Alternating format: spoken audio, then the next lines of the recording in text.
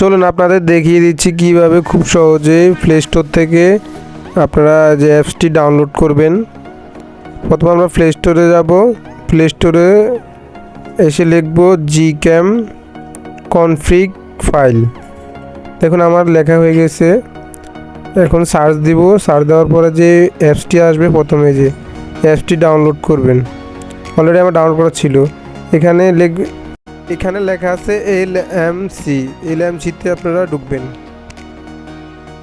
দেখুন অনেকগুলো config file আসছে আমার সামনে, এগুলো সব কনফিগ ফাইল। ডাউনলোড করার জন্য এখানে উপরে ট্যাপ করবেন একটার উপরে।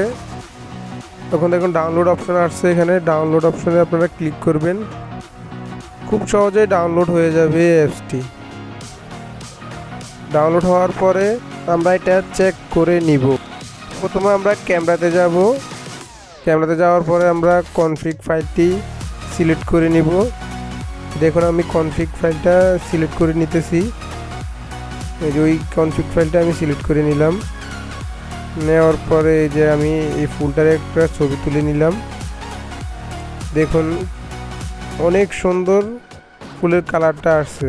দেখুন ভিডিওটি ভালো লাগলে অবশ্যই চ্যানেলটি সাবস্ক্রাইব করে দিবেন।